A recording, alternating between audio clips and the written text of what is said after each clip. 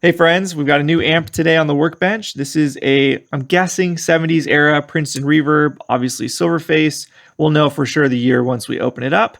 But this is another subscriber amp, and he's got a pretty long list of things he wants done to it, and it ranges from general maintenance stuff to very specific mods, actually.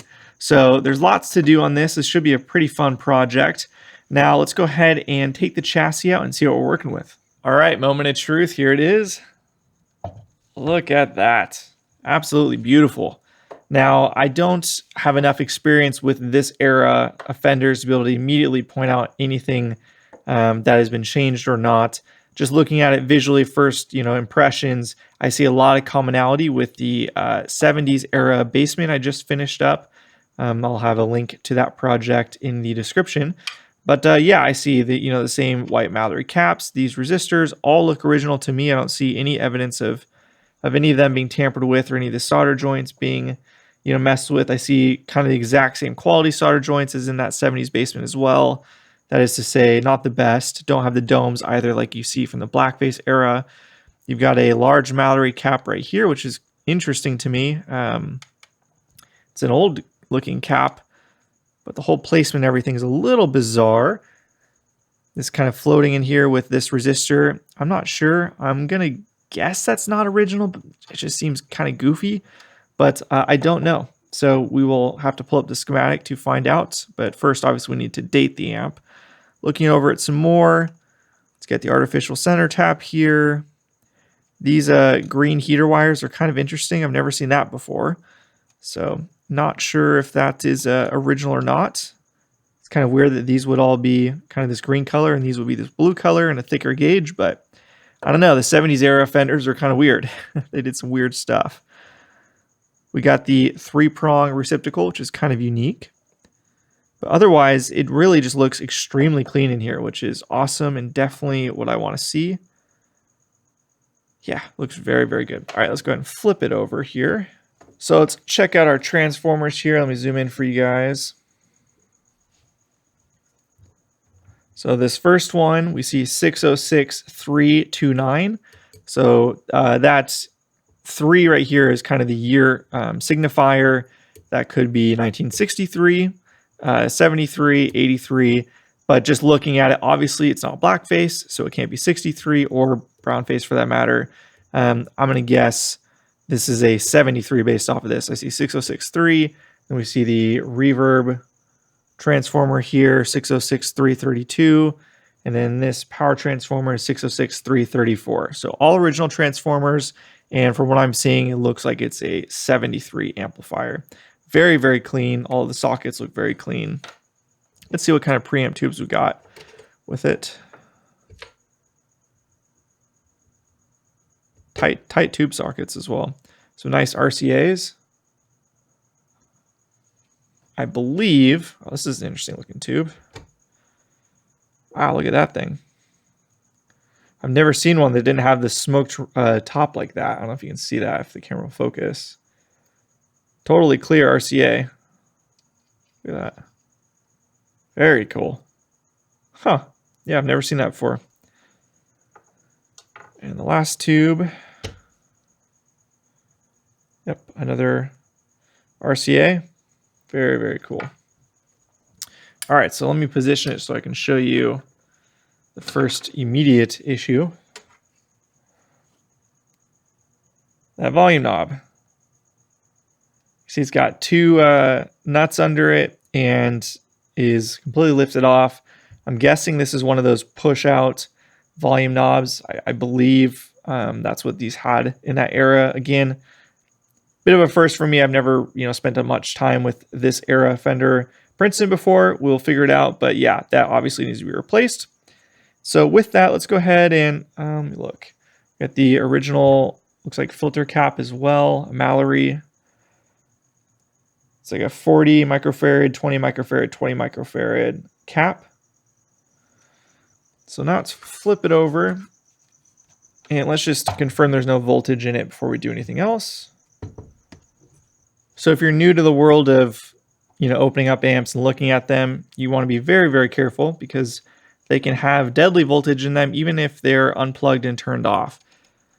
So what you want to do is check to see if there's any voltage in it, and then discharge the filter caps if there is any. So we're just going to go ahead and see if there's anything here at this node.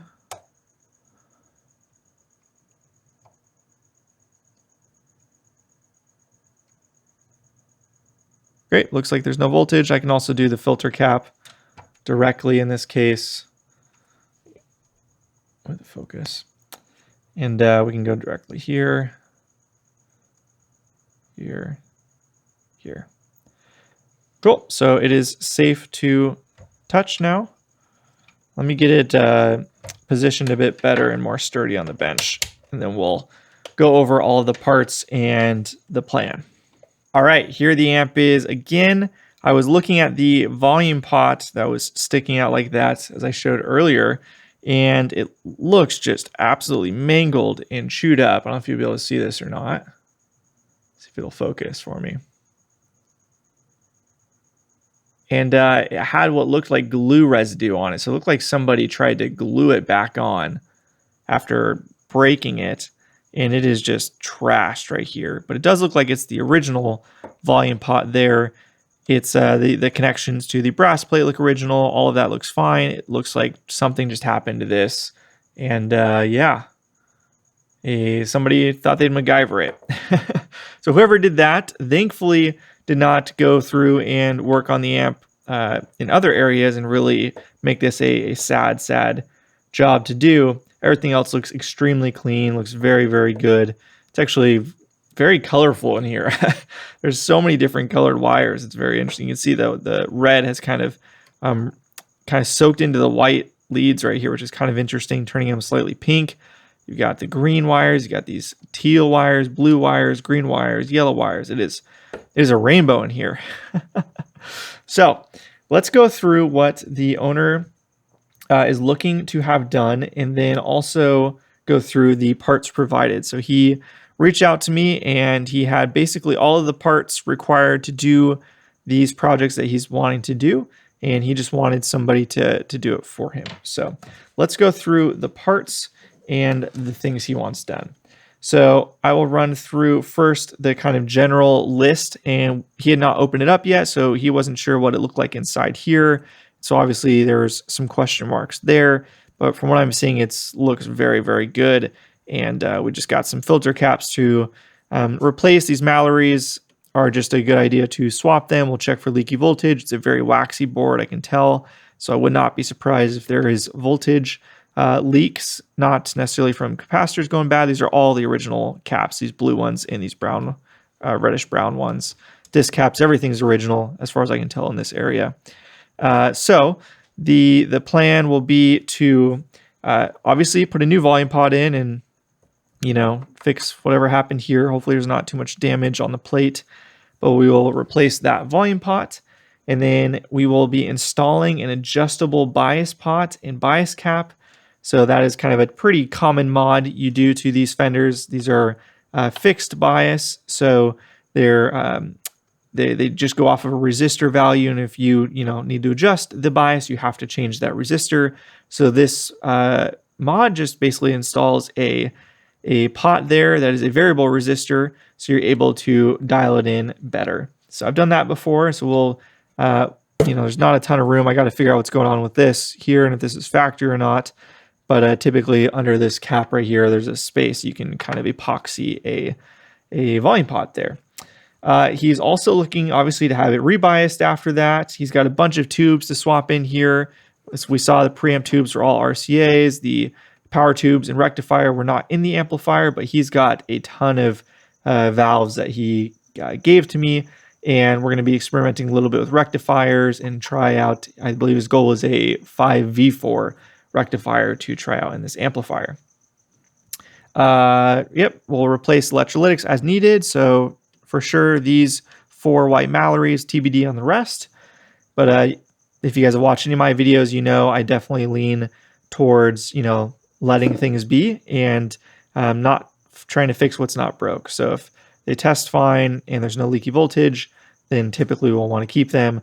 Although these Mallories, again, I've heard from more than one person that it's just a good idea to swap them. They don't show any signs of leaking or issues of bulging like you'll see with this style filter cap, but those are important not to go bad. So we'll talk to the owner, but that would be my initial recommendation. And then he's also looking to have done this filter cap. So this is kind of an interesting piece of this puzzle, and I'll get into it more in a second. But this the Fender Princetons, they don't have a doghouse like you'll see on bigger Fender amps. And so the main filter capacitors are in a can cap that I showed earlier. And it's you basically just solder the tabs on here, and then it's easily accessible to get to the various nodes it needs to go to. The issue with these is that there isn't a great modern replacement for these style can caps. Now, there are, reputable brands that make can cap replacements for other style amplifiers. For example, I've got this F&T 16x16, which will be going in the Vox project I'm also working on. But the can caps in this size for Fenders, there just isn't a good manufacturer that makes a reliable one. I believe it's CE is the direct replacement part, and there's lots of stories about them not lasting as long. So the owner is not looking to replace that. Wants to keep it there and then just install something just kind of here instead and keep the original can capacitor. So that is something that he pointed out Psionic Audio, Lyle, has done, and so I will be reviewing one of his videos that he referenced to kind of see what he means by that exactly. But that's not a super uncommon thing. The hard part, I already know, is going to be fitting everything because there's not a lot of space here. Keeping this can cap in place, trying to fit in, it would be 3 different capacitors in this area, or 3, enough to have 3 different values, and then also have an adjustable bias setup, and then figure out what the heck this is. It's going to be very tight, so we'll have to figure that out. The other thing he wanted to do was add a mids pot. So he wants to do, it's kind of a common mod for Fender Princetons. I've never done it before, but yeah, it just kind of gives you some additional range with these since they do not have a mids knob. And then he also wanted to, obviously just go through the resistors, see if anything's out of spec and replace as necessary. But it's very clean. I'd be surprised if there's a lot that needs to be changed here. And then what else do we have? He pointed out a couple different Robinette Princeton mods that are just kind of beefing up certain components with, some bigger resistors, 2-watt and 3-watt resistors. So he's looking for me to do that. He provided several speakers to try and swap in this amplifier to see what he likes best, and then tube swaps, like I mentioned. So I believe that covers it. I'll have to review the notes, obviously, but off the top of my head, I believe that is kind of the general game plan of what he's looking to have done. So with that, I mentioned that he provided all of the parts for me to utilize for this project. So we're going to kind of go through what we have. First and foremost, we've got a Ziploc baggie with a bunch of stuff here. So we've got some mod capacitors, a 50 microfarad 100 volt. This will be for the bias circuit, although there's a bias cap here, and then there's this, which is, I'm not sure what's going on here. So I'm not sure if you're provided, let's see what value this is. This is a 20 microfarad 500 volt. So yeah, TBD on this. And then we've got 25 microfarad 50 volt. These are the to replace the bypass caps or the coupling caps as necessary, or the bypass caps, not coupling caps. And then we've got a bunch of resistors here, some very large high wattage metal oxides. And we'll have to see what the plan was for that exactly. And then we also got some little tag strips here to be able to make additional connections if needed. We've got 3 different pots. We've got a 10K pot right here, and it looks like this is probably going to be for the mids mod, which would go, I'll have to look at the notes, but I believe he was wanting to replace the ground switch. I believe off the top of my head, I think that's what he was looking to do. So I'll have to look at that, but we will have a mids pot in this, and then 2 more pots. One of these will be for the bias, and then one of these will be for the volume pot here. Let's see, 10K. Oh, okay. So he's got a 10K, a 25K, and then he's got a, so I think he's looking to have this be the bias pot. So this will be for the bias, I believe. This would be for the mids knob. And then we've got an alpha 1 meg for the volume pot here. So those are the pots we're working with. We also have a Fender knob to install in the back for the mids control. Looks like he's got a vintage knob, very nice. And then I mentioned we got some more resistors that are just beefing up some various components. And then this is where things get a little tricky. He provided this JJ multi-section cap. It's 40, 20, 20, 20, which would perfectly replace the caps in it, including this one that I've never seen before. This is a 20 microfarad. 2 of these are 20 microfarads. One of these is a 40. So this would fit the bill. But obviously it is gigantic, and there's so little room in these Princetons. I mean, there's just no room at all. Too big to mount like this. Obviously, you wouldn't want to do that anyways. Can't really fit here between this, the output transformer wires and grommet and this screw. It's too fat to fit right there. So that's not viable. Obviously, these are in the way, so these have to be folded out of the way. Maybe like that, maybe. Man, it is going to be very, very tough. How do I get it to stay and not move around? I mean, it's pretty heavy. Can't bolt it into anything. Obviously, this mounting mechanism on it won't do us any good here. So there's going to have to be a lot of figuring out. And then on top of that, as a reminder, we will be installing the pot here for the adjustable bias circuit. So there's extremely tight amount of usable space here, because this is going to be all eaten up. So we basically just have this little square here. So I'm not sure if it's going to be possible. We might have to go more for something like this, having individual components, have these mod capacitors of 20 microfarad, 500 volts. So we could have 3 of these, and then one cap to replace the 40 microfarad, and have them, you know, kind of maybe stacked a little bit or pyramided a little bit. There's a little bit of headroom. We could have, you know, kind of like this, one down on the chassis and one up above, another one down on the chassis, another one up above, because we need 4 caps. I think that might be more doable, honestly. So TBD, but that's going to be probably the biggest pain point of this project, or the most difficult thing to figure out. So with all of that said, there's quite a lot of work ahead of us. So the first thing I'm going to do, like I always do, is just go through the amplifier and check all of the resistors, find the schematic, mark out everything I see, and then circle back and create a game plan. So let's go ahead and do that. So I'm back from trying to locate a schematic or layout for this amplifier, and wouldn't you know it, as far as I can tell, this appears to be the exact same issue we had with that Fender Bassman 50 we just wrapped up. There does not seem to be any layout or schematic online that I can find that matches this amp, which is, again, exactly what we had with that Bassman 50. We, you know, found out that it was only made for maybe 1 or 2 years, and just kind of fell in this weird in-between era where, Fender was just kind of doing whatever they do, and they never actually came out with an official Fender schematic for that amplifier, for that version of that amplifier. It was all original, untouched, but it was just this kind of unique bird. Well, as far as I can tell, that's the same thing with this. So there are, you know, 2 main schematics for a Princeton Reverb before they start getting into the, I was wrong in the beginning. I assumed this might have been a push-pull pot. It's not.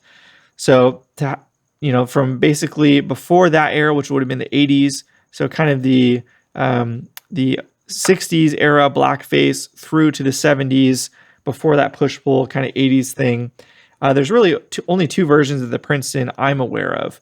And the one that's relevant to this, the Silverface era, is the B1270 version of the Princeton.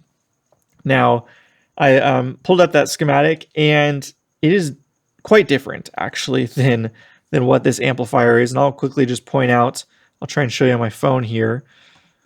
Hopefully you'll be able to see that, kind of those differences where they are. So the first immediate thing I notice is there's these 4 bypass caps, and it's missing the dual, where it'll have kind of that V kind of shape. And let me do it this way. Actually, I'll do it so things line up with the amplifier you're looking at. So if we go all the way over here, so we can see this 2525 is right there, 2525. And then if we go over to this next white Mallory cap right here, this 2525, so that is located right here. Now you notice on the layout, let me zoom in a little bit. On the layout here, we've got a 2525 and another 2525. And that's just not the case here. We have only one. And I'm not sure why this is different, but it is. So very clearly, now if we look at the other Fender Princeton schematic from Blackface era, it also had the dual 25 microfarad caps there. So, it would have had the single, but it was a dual cap in one. So yeah, this is different, super different. And kind of going through it, so obviously there's a lot of similarities with the 100K resistors.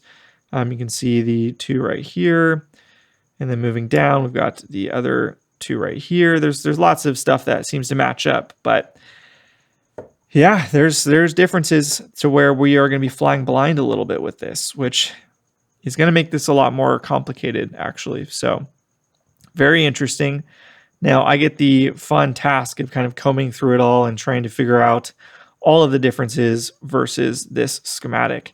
So we're going to go ahead and do that, and likely by the time this video comes out, maybe I will have found the secret schematic or layout for this amplifier that I'm missing. But if not, please let me know if you guys have any ideas in the comments. But what are the chances, man? Back-to-back amplifiers, both from subscribers too.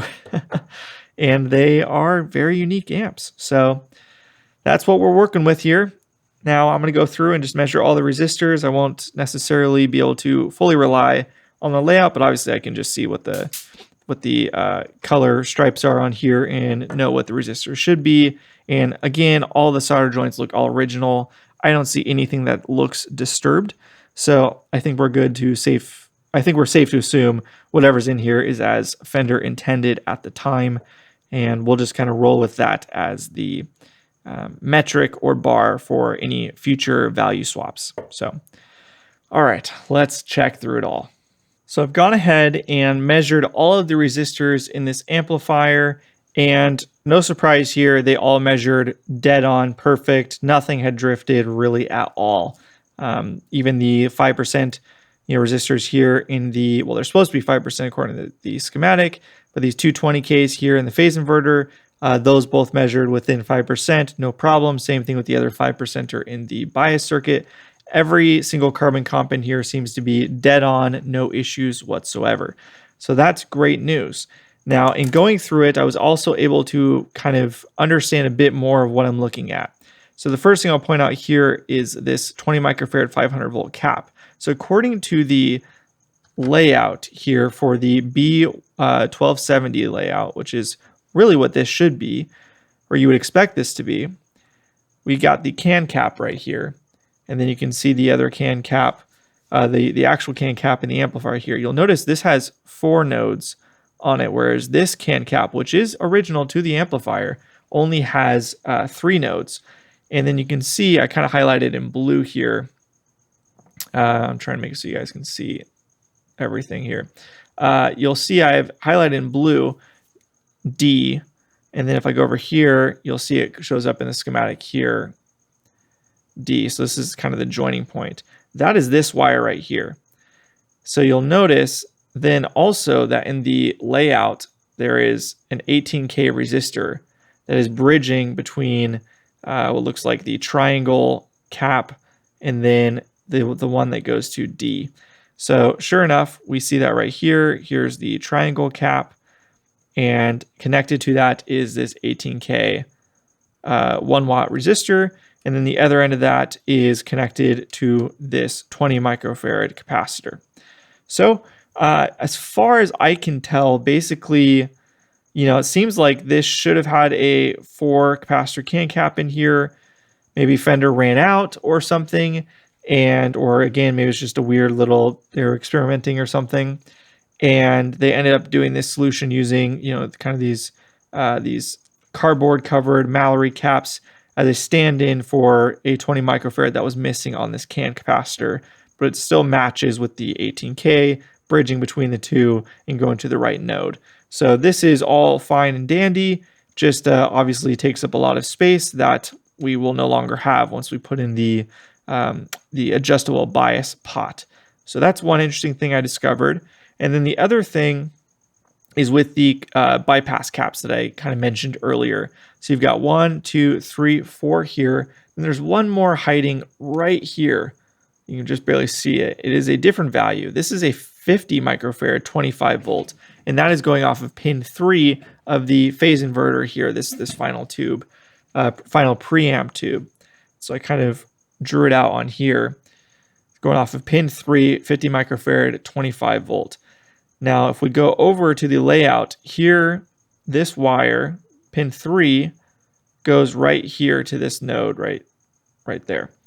And then off of that should be a 3.3K and then a 25 by 25. I kind of crossed it out with a red pen there because it's not there on the schematic. So it would be right here. You can see this is the 3.3K, and there should be a 25 right here.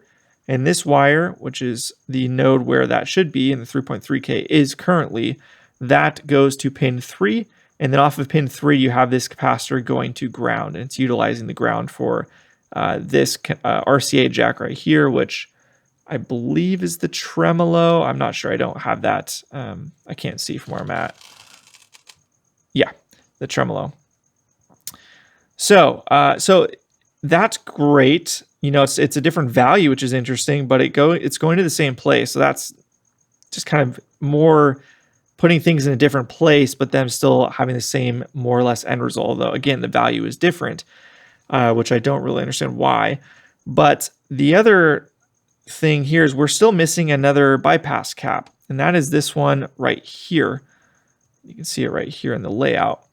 So this should be a 2.2K. in a 1.5K, kind of creating this little V shape here. In reality, on the amplifier, it is a 1.5K, which checked out fine.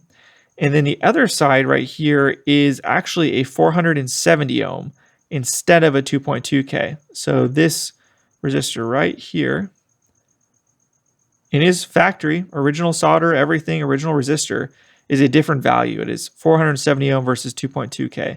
And then, again, crossed out in red, this is a second 25 by 25, so there should be 2 of these Mallorys kind of in a little V shape right there. And there's only one. And this node right here, where the 25-25 is, that should be going to pin 8 on this preamp tube right here, this 12 AT7. And that lead does go to pin 8, which is bridged between pin 8 and pin 3, but there's no cap. You'll see here's pin 8 and pin 3. This white wire right here goes to this node, to this resistor. There is no filter cap. So it is just completely missing a 25 by 25, unlike the one here where it just exists, just kind of laid out differently, although the value is different. This one was missing completely. So very, very interesting. To be honest, I don't know what to make of all of that. I don't really know how that would affect things.